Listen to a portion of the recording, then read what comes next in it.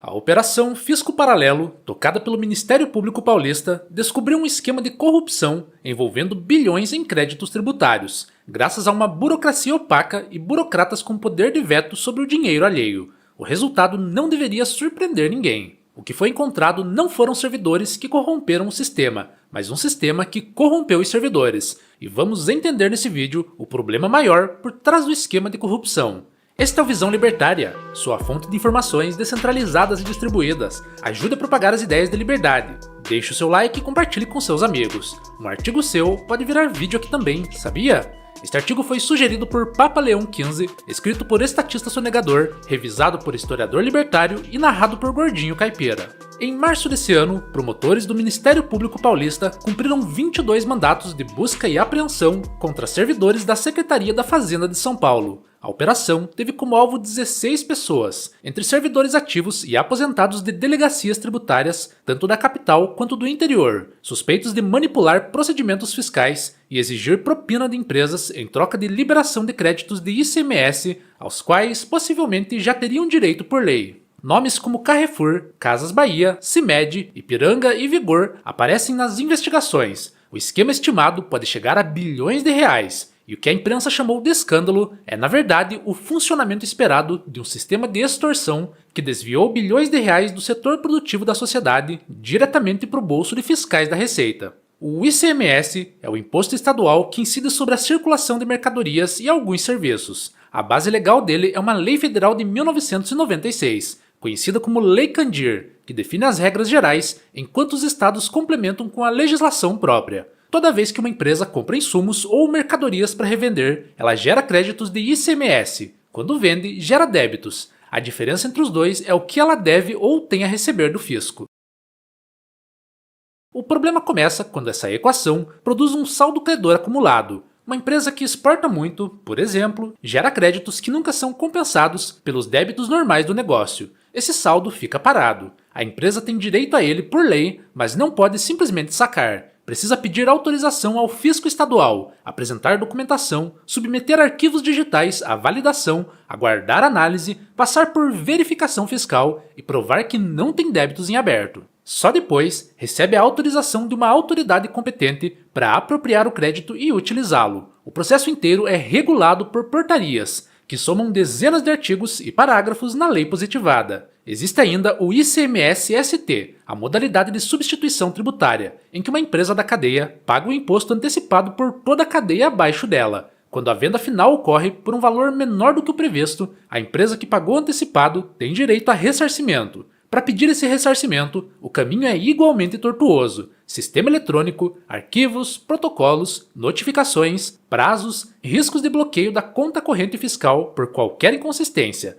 Se todo esse processo pareceu confuso ou desnecessariamente complexo, é porque ele foi construído para ser assim. Um labirinto tributário que gera renda de 3 formas: pela cobrança do imposto em si, por multas caso a empresa cometa algum erro no processo e através de esquemas, geralmente tocados pelos fiscais que supostamente deveriam garantir a licitude do processo. E é exatamente aqui que o esquema investigado pelo Ministério Público operava. Segundo as apurações, servidores aproveitavam as abordagens fiscais para oferecer, de forma velada, a facilitação dos processos de ressarcimento e de reconhecimento de créditos. Em um dos casos, mensagens trocadas entre uma executiva do Carrefour e um auditor estadual revelam negociações sobre os termos de um processo de ressarcimento. Em outro, fiscais de uma delegacia regional discutem liberar para um varejista um valor acima do que a própria empresa havia pedido. Num terceiro, o MP apura a relação de corrupção entre um chefe de delegacia e um representante de uma farmacêutica. Isso sem contar o desdobramento anterior da mesma investigação, em que o fundador de uma rede de farmácias teria pago centenas de milhões em propina entre 2021 e 2025, para garantir ressarcimentos de ICMS na casa dos 330 milhões de reais. A mídia tradicional, ao noticiar mais esse esquema, vai tentar te convencer de que ele é um caso de servidores corruptos, que desvirtuaram de um sistema que, em tese, funciona. Essa leitura não está totalmente errada, mas sim incompleta. A pergunta certa não é como alguns servidores conseguiram corromper o sistema. A pergunta certa é: por que o sistema foi desenhado de forma que isso fosse tão fácil, tão lucrativo e tão difícil de detectar? Servidores das delegacias da Lapa, do Butantã, do ABC, de Osasco e da Diretoria de Fiscalização atuaram em conjunto, durante anos, sem que nenhum mecanismo interno de controle detectasse o esquema. O MP fala em captura de setores inteiros da administração tributária. Todos os indícios apontam que esse não é um caso individual, mas uma evidência de que o sistema tributário foi arquitetado para facilitar esquemas de corrupção. Realmente, essa é uma notícia que ninguém esperava, não é mesmo? Mises já explicava, lá nos anos 40, que a intervenção econômica não produz os resultados prometidos. Ela gera efeitos secundários que exigem mais intervenção para corrigi-los, que geram mais efeitos secundários ainda e assim por diante. Aplicado ao caso, o Estado cria um imposto complexo, cria exceções e regimes especiais que geram créditos acumulados, cria um sistema burocrático para controlar esses créditos e, ao concentrar poder de veto sobre bilhões de reais nas mãos de poucos burocratas, cria o mecanismo de corrupção que agora investiga. Quando um processo de ressarcimento ou apropriação de crédito depende da discricionariedade de um agente público para ser aprovado, bloqueado, acelerado ou engavetado, esse agente detém um poder econômico real sobre as empresas que dependem daquele crédito. Quanto maior o imposto, maior o crédito em disputa. Quanto mais opaco o processo, maior a vantagem do intermediário. Quanto mais longo o prazo de análise, maior a pressão sobre o pagador de impostos que precisa do dinheiro para capital de giro. O ser humano responde a incentivos, e quando ele é inserido em um ambiente onde a corrupção é o caminho mais fácil e menos arriscado, nasce um mercado de propina. Você não precisa ser um especialista em comportamento humano para entender a fragilidade desse sistema. O esquema do mensalão, em que parlamentares recebiam pagamentos mensais para votar com o governo, o esquema da Petrobras, em que contratos públicos geravam caixas de propina distribuídas a partidos e agentes do Estado, seguem a mesma estrutura. Em todos esses casos, o mecanismo é o mesmo: agentes públicos com poder de decidir sobre recursos de terceiros, pouca transparência e custo difuso pago por quem nunca vai saber exatamente quanto pagou. No mensalão e no petrolão, o discurso oficial era de que o Estado estava protegendo o interesse e instituições públicas.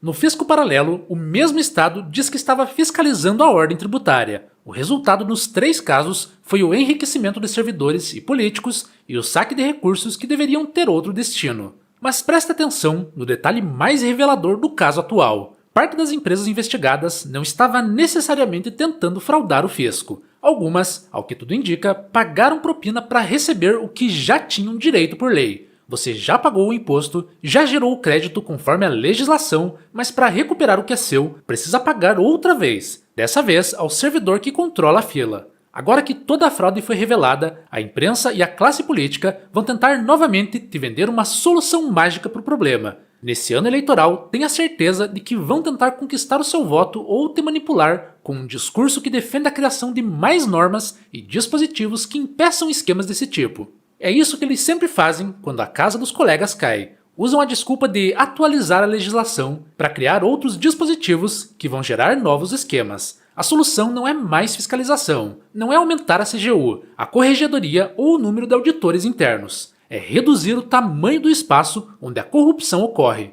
Um sistema tributário com menos exceções, menos regimes especiais e processos que dependem de autorização subjetiva para serem realizados teria muito menos a oferecer para um servidor corrupto. Se a empresa tem crédito registrado em sistema e o ressarcimento é automático, verificado por cruzamento eletrônico, o agente fiscal fica sem nada para vender. É claro que nenhum governo vai propor isso voluntariamente. Menos poder burocrático significa menos espaço de barganha para a classe política, menos cargos comissionados, menos razão para manter uma Secretaria da Fazenda com delegacias regionais e chefes de delegacia com poder de bloquear ou liberar bilhões. A burocracia defende sua própria existência, como qualquer organismo. Ela possui um sistema de autopreservação e sempre foi assim, em todos os governos no mundo afora. A operação do Ministério Público Paulista é bem-vinda e uma ação na direção certa. Óbvio que os investigados devem responder por seus crimes e sofrer as punições cabíveis. Mas o final da história não pode ser prendemos os servidores corruptos e o sistema está salvo. E apesar de ser um avanço na direção certa, nosso discurso também não deve se limitar apenas à diminuição da burocracia. Todo o esquema começa porque a empresa deve pagar ICMS e outros tributos exigidos pelo bandido estacionário. Focar todas as energias no discurso de reduzir a máquina estatal é atacar os sintomas esperando que a doença seja curada. Defender menos Estado na tributação deve ser encarado como o começo de uma luta ainda maior. A extinção do Leviatã é a única forma de retirar das mãos de burocratas o poder de cobrar pedágio sobre o dinheiro que já pertence ao pagador de impostos. Obrigado pela audiência. Este é um canal colaborativo. Participe você também. Cadastre-se agora mesmo no nosso site visãolibertaria.com e envie os seus artigos por lá. Os colaboradores recebem recompensas em Bitcoin. Inscreva-se no canal e clique no botão da campainha para ser avisado de novos vídeos. Até a próxima!